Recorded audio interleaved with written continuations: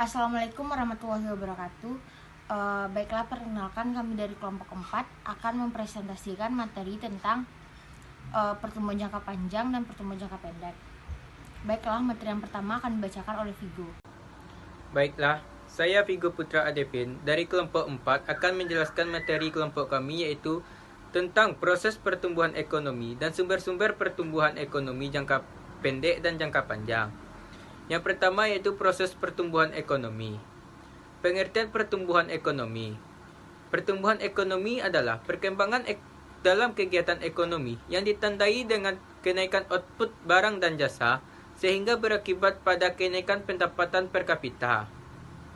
Dalam pertumbuhan ekonomi ini terdapat teori pertumbuhan ekonomi. Teori yang pertama yaitu teori pertumbuhan ekonomi klasik. Ada beberapa ahli memiliki definisi yang berbeda, yaitu menurut Harold Domar tentang adanya suatu bentuk investasi dalam perekonomian. Kemudian, menurut pendapat Schumpeter, mengartikan jika masyarakat memiliki kemampuan dalam kewirausahaan. Teori yang kedua yaitu teori pertumbuhan historis. Menurut ahli Friedrich, mengartikan bahwa pertumbuhan dalam perekonomian berkaitan dengan cara manusia dalam melakukan produksi. Kemudian menurut Werner, bahwa perekonomian akan mengalami pertumbuhan dilihat dari ideologi masyarakat. Teori yang terakhir yaitu teori pertumbuhan Kuznets, yang mana dalam perekonomian dikatakan akan mengalami peningkatan dalam jangka panjang berkaitan dengan kemajuan teknologi. Perkenalkan, saya Fikir Anda Zulfi. Saya akan menjelaskan tentang sumber kenaikan pertumbuhan ekonomi. Kenaikan pertumbuhan dalam perekonomian berdasarkan pada unsur produk domestik bruto. Ada beberapa hal yang menjadi sumber kenaikan di antaranya, kenaikan penawaran tenaga kerja yang mana berkaitan dengan kinerja dari tenaga kerja yang lama lebih produktif dibandingkan dengan tenaga kerja yang baru. Dengan tenaga kerja yang bagus akan berpengaruh pada penghasilan yang lebih banyak. Yang kedua, kenaikan sumber daya manusia berhubungan dengan menaikkan SDM dengan modal fisik agar mampu menghasilkan keluaran atau hasil produk lebih banyak. Sumber yang terakhir, kenaikan produktivitas berkaitan dengan adanya teknologi yang semakin maju serta memiliki kinerja yang produktif. Tentu perekonomian akan mengalami kenaikan. Ciri pertumbuhan ekonomi. Berikut karakteristik atau ciri dari pertumbuhan ekonomi. Yang pertama, berlangsungnya laju pertumbuhan produk yang diikuti dengan produk per kapita yang cepat. Yang kedua, terdapat kenaikan tingkat produktivitas dalam masyarakat. Yang ketiga, adanya perubahan struktural yang tinggi. Yang keempat, terdapatnya urbanisasi pada sebuah negara. Yang kelima, melaksanakan ekspansi menuju negara yang maju. Yang keenam, berlangsungnya arus barang, modal, serta manusia antar berbagai bangsa di dunia. Perkenalkan, nama saya Gilang Afriansa. Saya dari kelompok 4. Saya akan membacakan tentang pertumbuhan ekonomi jangka pendek dan jangka panjang. Permasalahan ekonomi makro. Secara garis besar, permasalahan kebijaksanaan makro mencakup dua permasalahan pokok. Yang pertama adalah masalah jangka pendek atau masalah stabilisasi. Masalah ini berkaitan dengan bagaimana menyetir atau mengatur perekonomian nasional dari bulan ke bulan hingga tahun ke tahun, agar terhindar dari tiga penyakit makro utama, yaitu yang pertama adalah inflasi. Inflasi adalah merupakan salah satu masalah ekonomi yang banyak dialami oleh hampir semua negara. Dan yang dimaksud dengan inflasi adalah suatu keadaan kecenderungan kenaikan harga secara umum dan terus-menerus. Cara mengendalikan inflasi. Cara mengendalikan inflasi yang pertama adalah kebijakan moneter. Kebijakan moneter adalah kebijakan yang berasal dari bank sentral dalam mengatur jumlah uang yang beredar melalui instrumen-instrumen yang dimiliki bank sentral. Yang kedua adalah kebijakan fiskal. Kebijakan fiskal adalah kebijakan yang berasal dari pemerintahan dengan mempengaruhi perekonomian melalui perubahan pengeluaran dan penerimaan pemerintahan. Yang ketiga adalah kebijakan lainnya, yang diantaranya peningkatan produksi, kebijakan upah, pengawasan harga. Sekian dari saya. Saya Muhammad Haryansyah dengan NIM 19059169. Di sini saya akan menjelaskan poin kedua, yaitu pengangguran. Pengangguran terjadi karena jumlah tenaga kerja atau angkatan kerja melebihi tingkat kesempatan kerja yang tersedia. Secara teoritis, perekonomian dianggap mencapai tingkat kesempatan kerja penuh apabila tingkat tenaga kerja yang tersedia seluruhnya digunakan.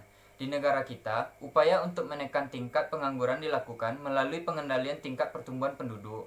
Program keluarga berencana merupakan salah satu alternatif untuk menekan laju pertumbuhan penduduk. Hal ini disebabkan pembangunan ekonomi tidak mempunyai arti jika dibarengi dengan tingkat pertumbuhan penduduk yang terlalu tinggi. Poin ketiga, ketimpangan dalam neraca pembayaran. Neraca pembayaran adalah neraca yang memuat ikhtisar dari segala transaksi yang terjadi antara penduduk suatu negara dan penduduk negara lainnya.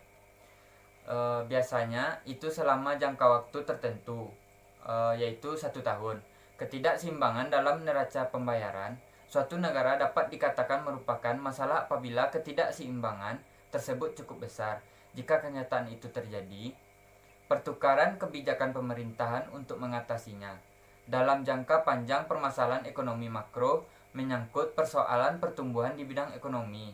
Masalah ini pada dasarnya menyangkut bagaimana mengatur perekonomian agar terdapat keserasian antara pertumbuhan penduduk dan pertambahan kapasitas produksi dan tersedianya dana untuk investasi. Baiklah, saya Hadid akan membahas masalah jangka panjang atau masalah pertumbuhan. Masalah ini adalah mengenai bagaimana cara kita menyetir perekonomian kita agar ada keserasian antara pertumbuhan penduduk dan pertambahan kapasitas produksi dan tersedianya dana investasi. Masalah pertumbuhan ekonomi dapat dipandang sebagai masalah makroekonomi yang dalam jangka panjang. Perkembangan kemampuan memproduksi barang dan jasa sebagai akibat pertambahan faktor-faktor produksi pada umumnya yang tidak selalu diikuti oleh pertambahan produksi barang dan jasa yang sama besarnya.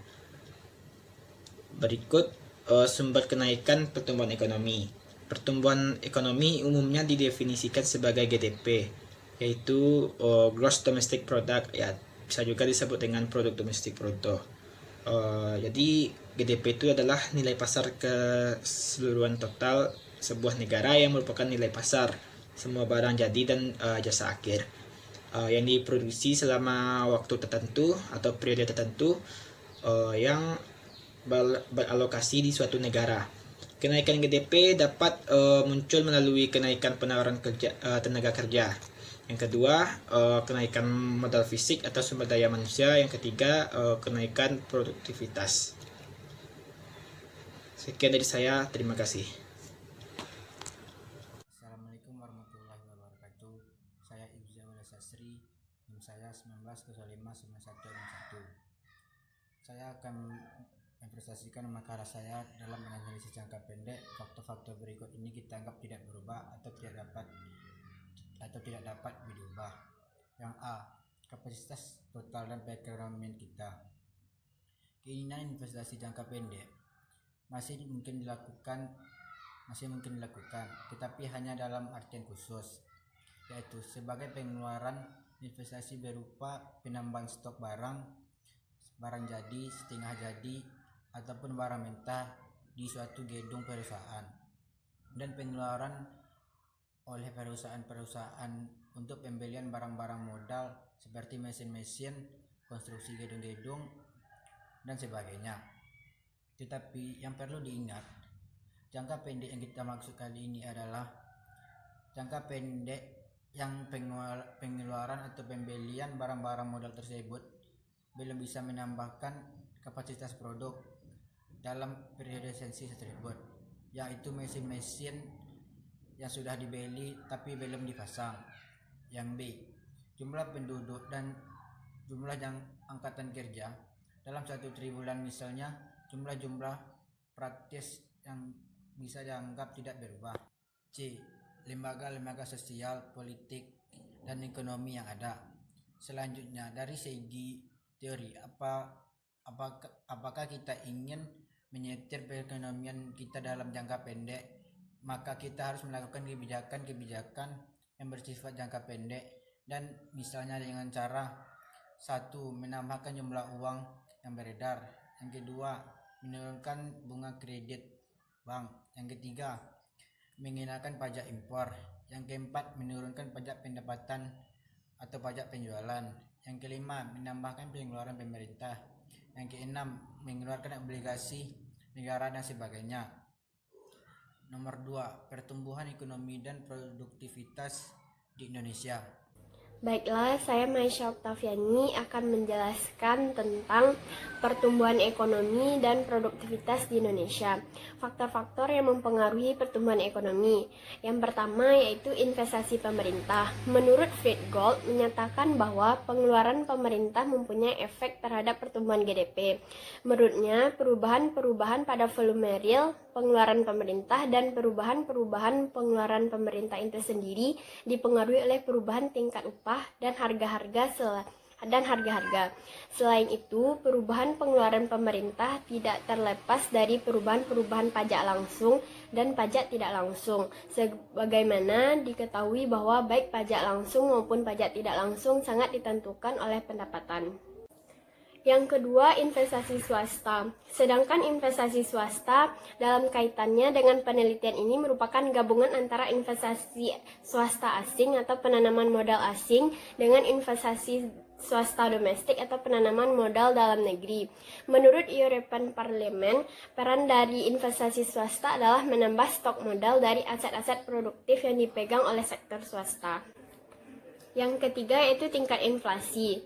Miskin mendefinisikan inflasi sebagai kenaikan tingkat harga yang kontinu dan terus-menerus mempengaruhi individu-individu, bisnis, dan pemerintah.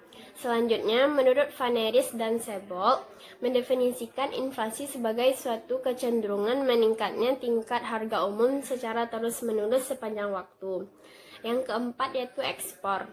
Faisal dan Haris menentukan bahwa terdapat hubungan kausalitas antara ekspor dan pertumbuhan ekonomi, dan hubungan itu Jurnal Kajian Ekonomi.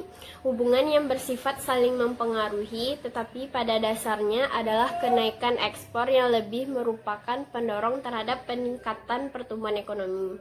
Yang terakhir, faktor yang mempengaruhi pertumbuhan ekonomi adalah tenaga kerja. Menurut Todaro, pertumbuhan penduduk dan pertumbuhan angkatan kerja secara tradisional dianggap sebagai salah satu faktor positif yang memacu pembangunan perekonomian.